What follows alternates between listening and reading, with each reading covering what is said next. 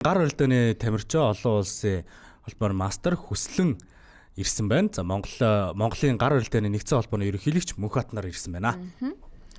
За сайн байцгаана уу та нартаа. Өглөөний минь өдрийн мэндийг хүргэе. Хоёр маань тухтаа суугаарай, хөвчөө зүгээд микрофоноо өөртөө баг зэрэг ойртуулад суугаарай. Хөвчөө зүгээд микрофоноо баг зэрэг ойртуулаарай. За. Яа өнөөдөр чинь бүр юу яаж шүү те.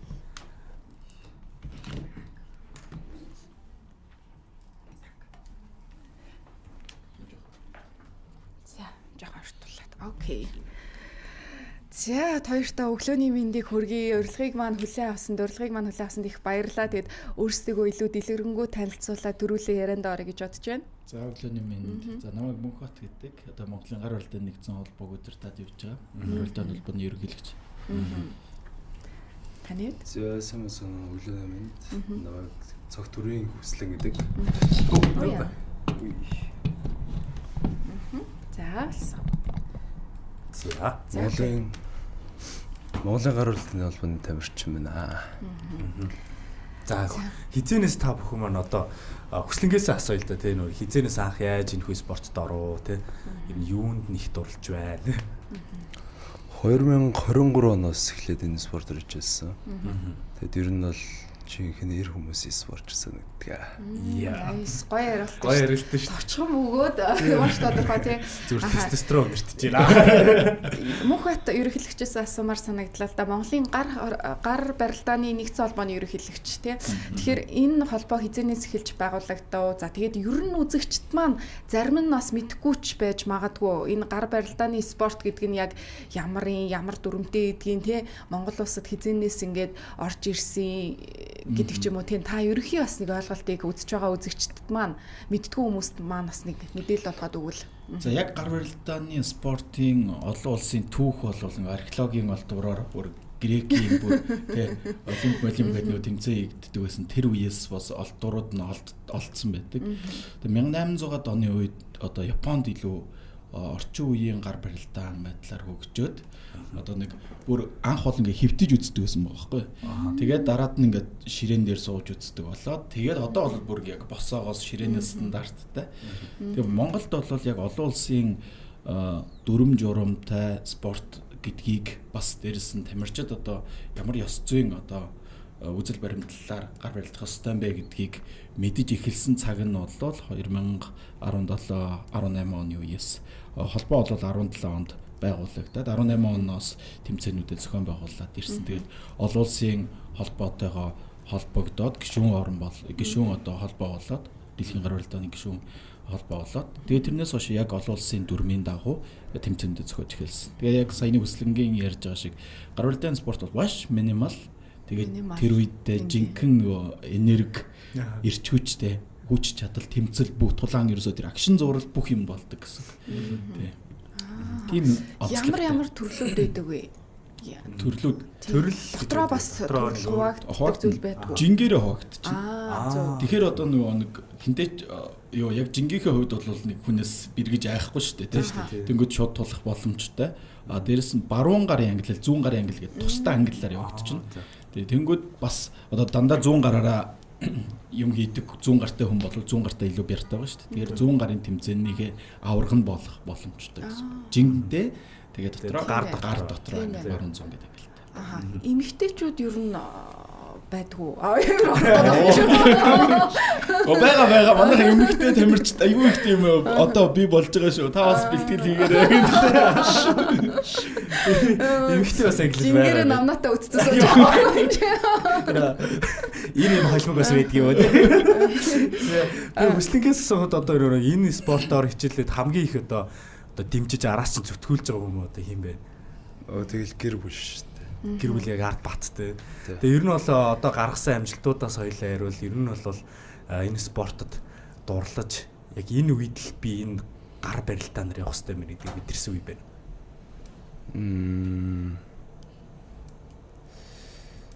Гаргасан амжилтууд гэх юм бол 2025 оны Азийн аварга шалгалт тэмцээний хос мөнгө медальтай.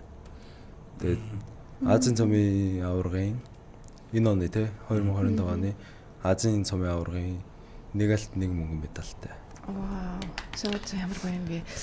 Монголын олон улсын хэмжээний мастер одоо гар барилдааны спортоор олон улсын хэмжээний мастер болсон одоо 2 3 хүн л байгаа байхгүй юу. Тэгээд залуучуудаас бол хүсэл маань ганцаар олон улсын хэмжээний мастер болсон байна. Өмнө нь хүсэл маань ямар нэгэн өөр спортоор хичээлдэг байсан уу? За тэгээд анх бас нэг энэ спорт руу ороход яаж агаад хин одоо хөтлөөд оруулж ав тийм ихэвчлэн одоо залуучууд ч өөр түгээмэл спорт руу явдаг штэ. Тэгэхээр бас нэг ямар сэжүүрээр ишиг ингээд ороод одоо хүртэл олон улсын хэмжээний мастер хүртлээ ингээд явцсан байгаа юм болоо. Өмнө нь бол хичээлдэг спорт байгаагүй. Тэгээд ер нь бол ангитад хэлдэгдэг байсан аахгүй 10 жил тий. Тэгээд ангийн хүүхдүүд ороод үзгээд. Тэгэл би ч нэг амар өөртөө ихтэй байсан.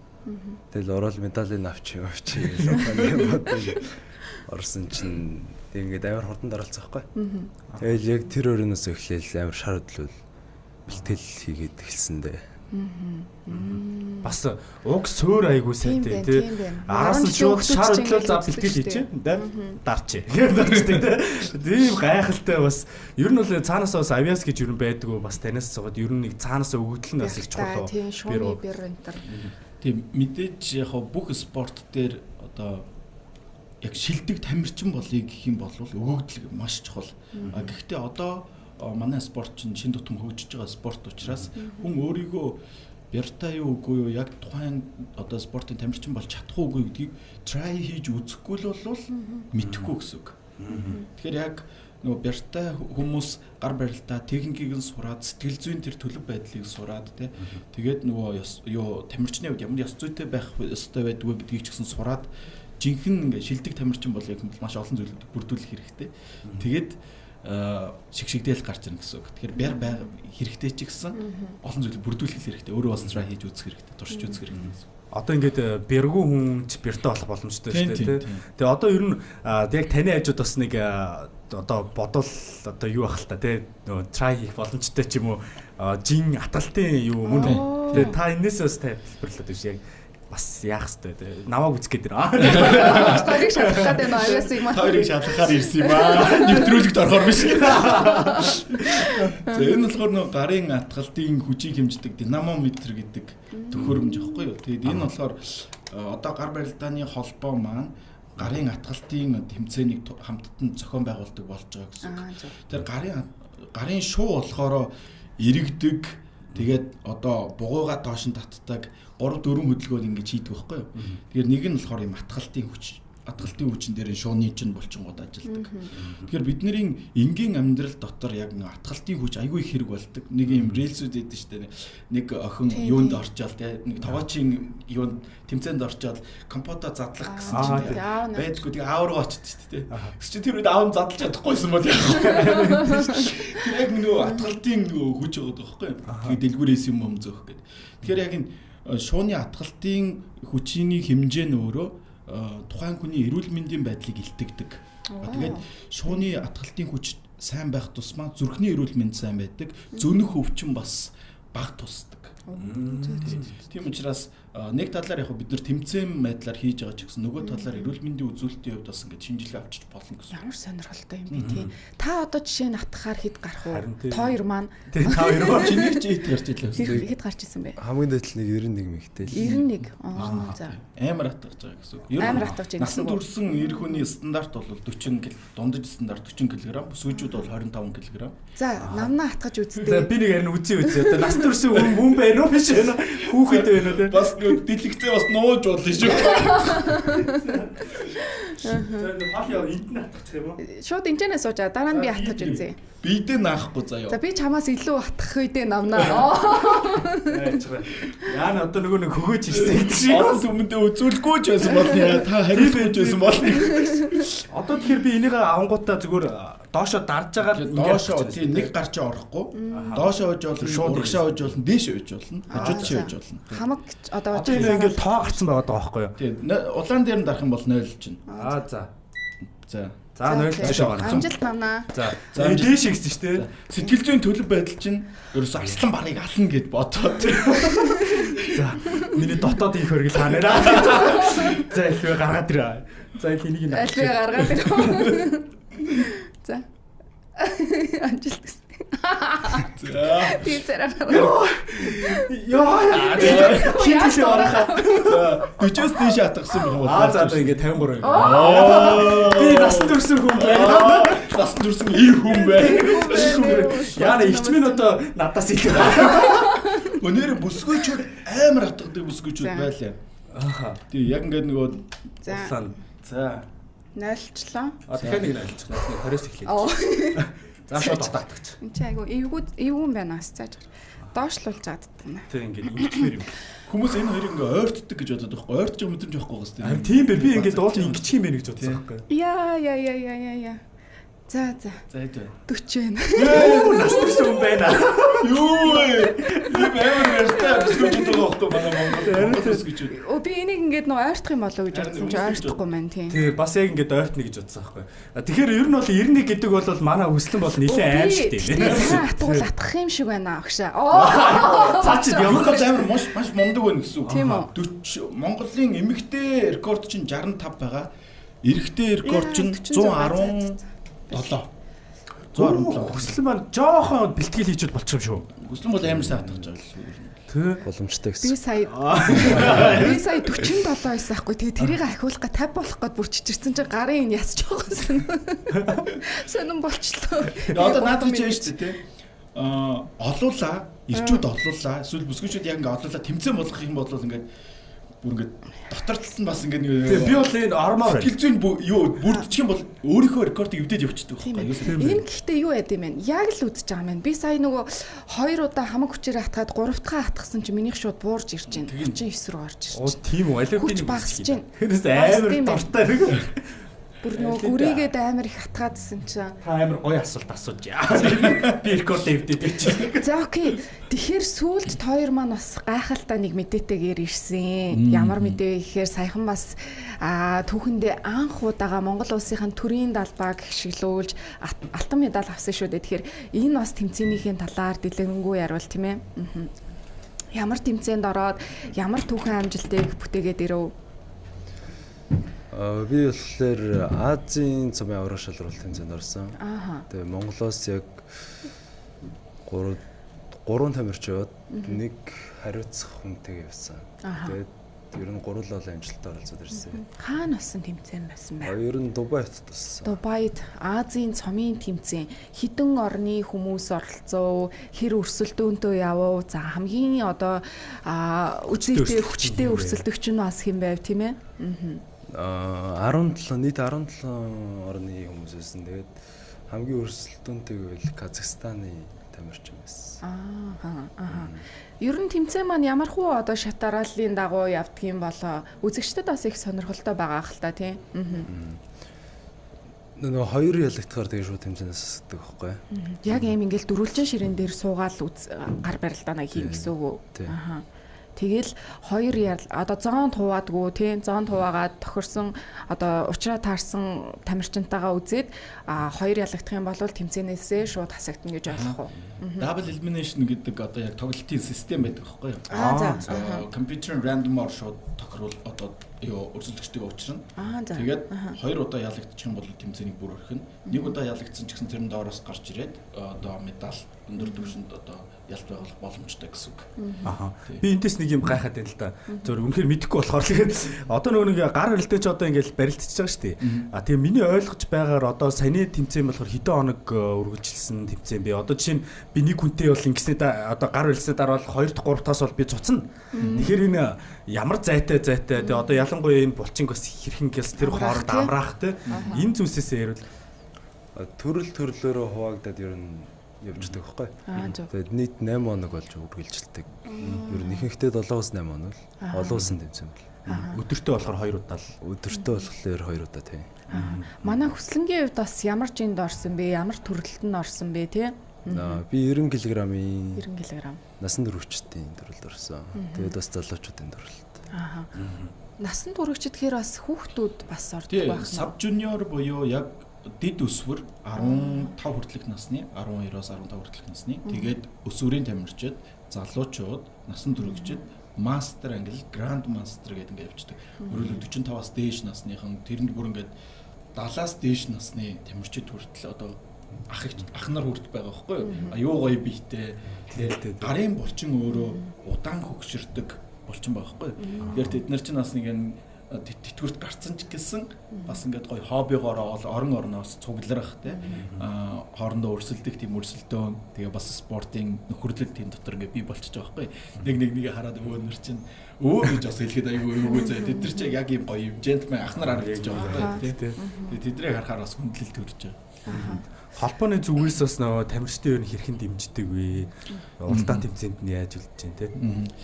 Ер нь одоо Монголын спортын салбар бол одоо хөгжих шатандаа л явж байгаа. Тэгэхээр спортын холбоодууд бол үнэхээр яг нөгөө хүсэл тэмүүлэлтэд тухайн спорттой хайртай хүмүүсийн нэгдлэр спортын төрийн бус байгууллага буюу холбоо байгуулагдана. Тэгээд биеийн тамир спортын хороонд бүртгүүлчихнэ. Тэгээд тэр нь олимпийн төрөл байгаа тамирчид үнэхээр сайн байх юм бол одоо спортын яамнаас тодорхой хэмжээнд дэмжлэг үзүүлдэг. Өөр бусад холбоонууд одоо манай гар барилдааны холбоо бол хараахан ямар нэг улсаас дэмжлэг байхгүй. Тэгэхээр өөрсдөө зүгээр айгүй хайртай энэ спортыг хөгжүүлэх гэж явж байгаа залуучуудын нэгдэл гэж ойлгох юм болов болно. Тэгээ одоо гар барилдаан сонирхдаг залуучууд бас сонирхож эхэлж байгаа хүмүүс тодорхой хэмжээгээр тусламж дэмжлэг үзүүлээд одоо холбоо маань явж байна. Ямар гоё юм бэ. Хүслэн маань ер нь өдөр тутамдаа ямар бэлтгэлийг хийдэг вэ? Гар барилдааны спортын одоо яг тамирчин хүний хувьд ямар бэлтгэлүүдийг бас хийдэг?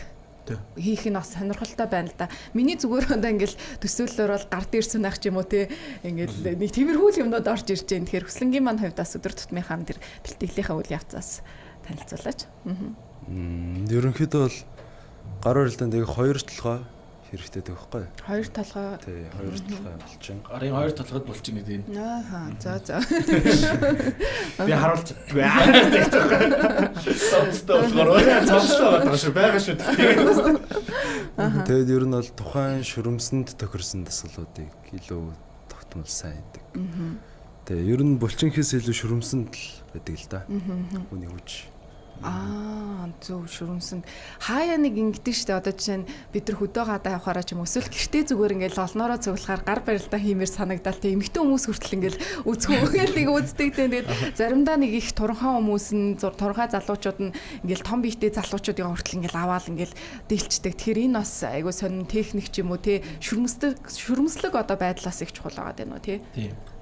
Булчин булчингийн том байдал нь болохоор үеинүүд шүү дээ. Хүний үений хооронд байгаа булчингууд том байхаар аюу том харагдаж байгаа ч гэсэн яг хамгийн их ачаал авдаг хэсэг нь болохоор яг үетэйгээ холбогдож байгаа төгсгөл нь байдаг байхгүй булчингийн төгсгөл. Тэгээд дагаж явсан шүрмснүүд байдаг байхгүй. Тэрэн дээр хамгийн их ачаал нь очдог гэсэн үг. Булчин бол харагдахад ийм том харагдаж байгаа. Шүрмсэн дээр булчингийн үетэй холбогдож байгаа төгсгөлүүд дээр ачаал авдаг учраас тэрэн дээр гэмтэлч гисэн тэн дээр очдог бусад өөр одоо янз бүрийн спортын тамирчдын тэр шүрмсэн дээр гэмтэл байгаа гэдэг. Үений төгсгөлүүд дээр гэмтэл байгаа гэдэг тийм учиртай гэсэн. Шүрмсийг ер нь сайжруулна гэж байгаа одоо би бол булчин бол бид бол томордыг бол мэдээд байгаа шүү дээ.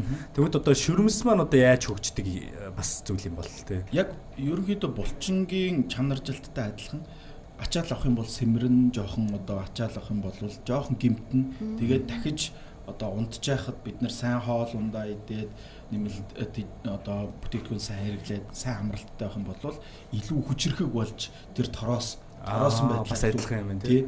Томордог гэсэн үг. Томорно дээрэс нь илүү бат бөх болдог гэсэн. Таны хувьд ямар бас тасгалуудыг хийдэг бол гар барилдааны. Тий. Одоо ингээд нэг гараараа ингээд нэг чангалаад идэг юм байдаг штэ. Тэ нэг ингээд идэг. Одоо нэг юм гарны гэх юм уу? Тий. Бүрч нэг одоо энэ атгалыг сайжруулах юу вэ? Атгалт бас мэдээж чухал гар барилдаанд ингээд атгаж байгаа учраас нөгөө гарын өрсөлдөгчийн гарыг блоклох, хүчийг нь блоклох одоо тактик хэрэглэх юм бол тий гарын атгалт болсон нэлээд чухал. Тийм болохоор гарын атгалтын хүчний дасгалж ийн төрнөкөн дээр сунайх дасгал ийн. Тэгээ төрнөкөн дээр яаж сунайх уу гэдгээс хамаарат өөр. Хүний бие физиологч нь аюу гайхалтай. Нэг жоохон өнцг нь өөрчлөгдөх юм бол өөр булчин руу одоо зорилтод булчин руу ажилтдаг учраас яг гарын шуу ажилуулах сунайлт гэж бас жоохон тустай байна гэсэн үг.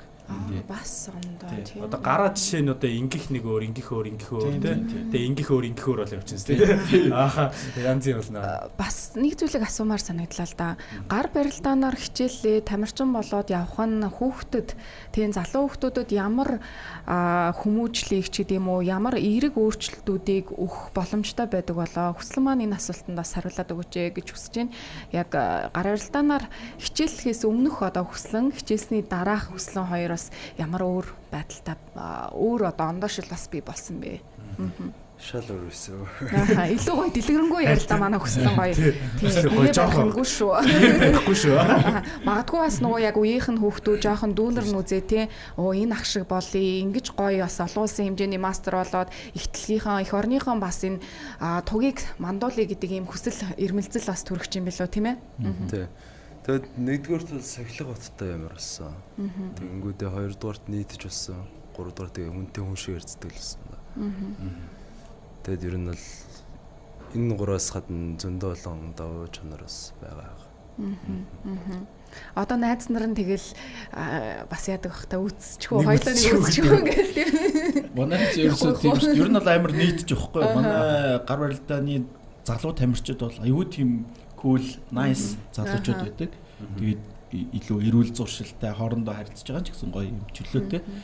Тэгэл нэг цайны газар бид нар цай уухаар болох юм бол тэр ширээг нь баг ингээд тэр ширээ цайны газар эзэн бол ингээд одоо бол шүү. Тэр бол ширээг бол баг хугартал нь тийм ээ. Монгол улсад ер нь хэр хэмт нийт одоо ер нь Монгол улсад энэ гар барилтаантай холбоотой хичнээн тэмцээн болт юм. Өдлөрл болгон нэг тэмцээн болдог. Улсын аврах шалгаруулах тэмцээн, өсвөр, дид өсвөр, тэгээд насан туршид тэгээд тусдаа болдог. Одоо тэгээ энэ жилээс бол бүсийн тэмцээнүүд зохион байгуулагдсан. Баруун бүсийн тэмцээн, зөв бүсийн тэмцээн, төвийн бүс, говийн бүс гэдэг зохион байгуулагдахаар төлөвлөгдсөн байна. Дэлхийн авраг гэж болдгоо.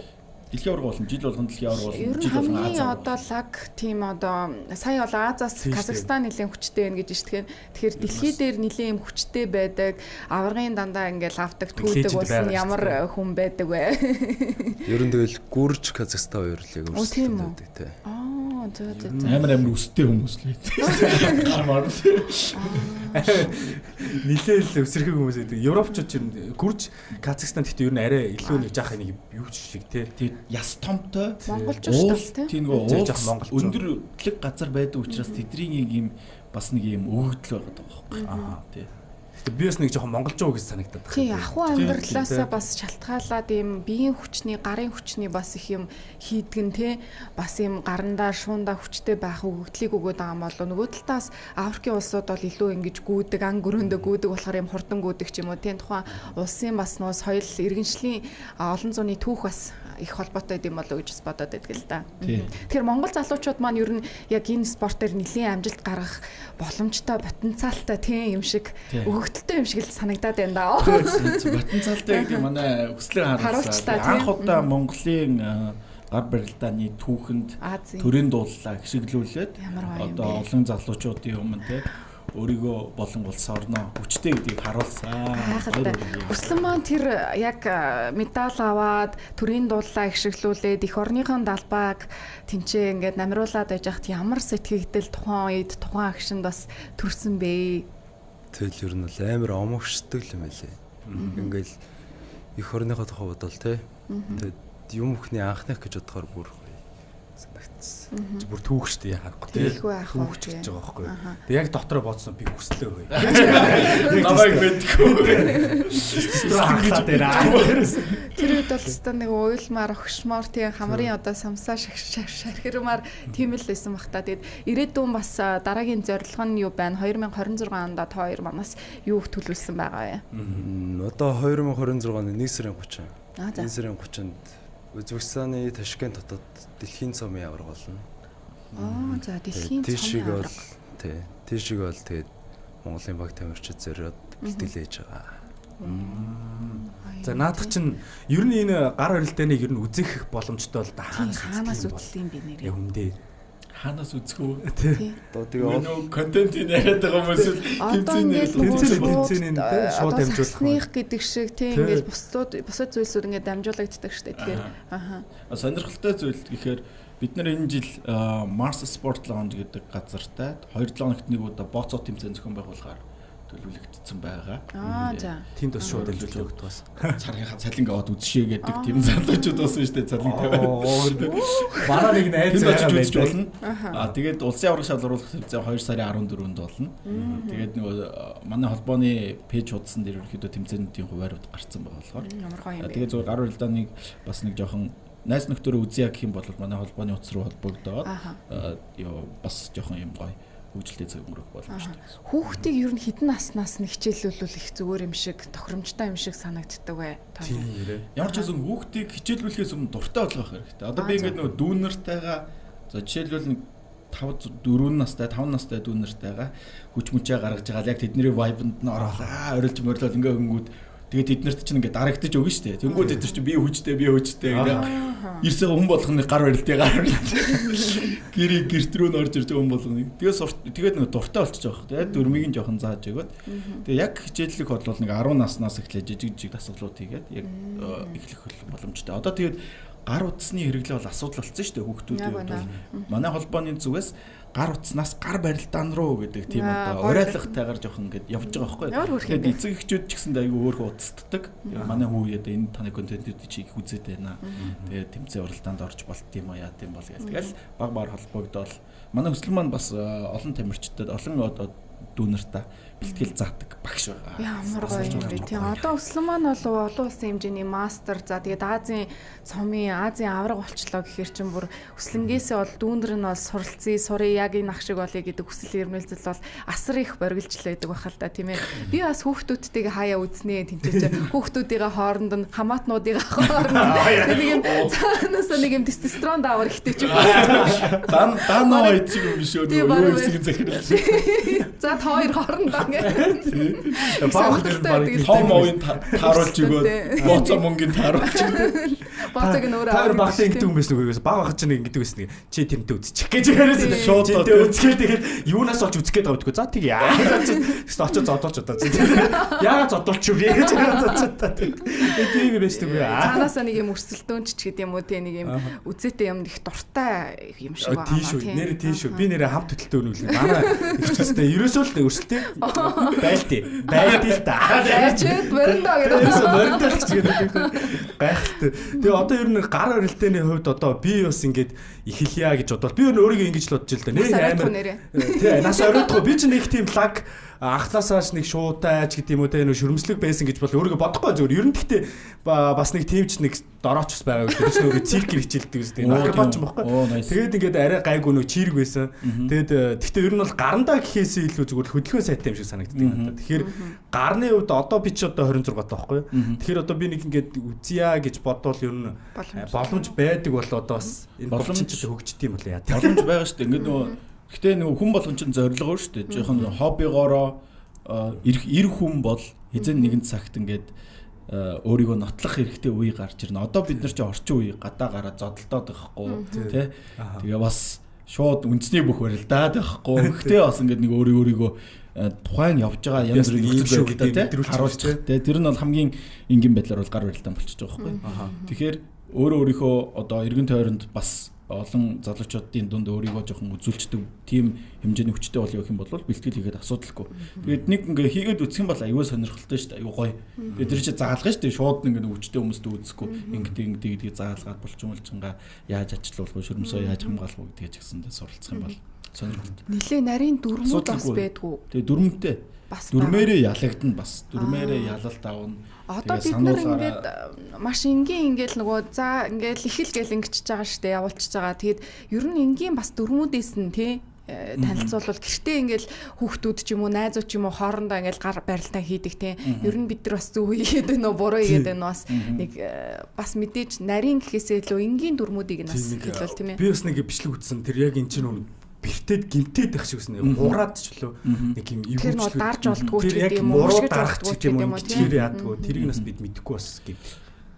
Яг гар барилдааны спорт болохоор яг стандарт гар барилдаанд зориулагдсан ширээн дээр үздэг байхгүй. Тэр нь ширээн дээр чинь тохойвч байдаг. Өөрөөр юм хатуу гадаргуу биш зөөлхөн. Хатуу гадаргуун дээр ингээ хамаг өөрийнхөө жингээр доошоо дараал нь өрсөлдөгч нь бас дарчингууд энэ нэг тохойны нэг юм жижигхэн зөөлийн эд мэднүүд жоохон бэртчихдэг байхгүй бяцарч мэцарчдаг. Тий. Дээрэс нь тэгээд нөгөө гараа ингээ хөшчих юм бол өрсөлдөгч нь ингээд хитрхи хүчтэй өөрийнхөө гарыг өөрөө ингээд нөгөө хөшөөд эвгүй дарчих юм бол баг өөрийнхөө хүчээр энэ хэсгийг гэмтэх аюултай гэсэн үг байхгүй. Тэгэхээр нөгөө бид нар чинь нөгөө сермерийг зохихдоо нэг ивент таарчих юм бол бод тэгэл ингээд аюу амархаа хугараа явчихдаг шүү дээ. Инерц нь өөрөө таарчаар.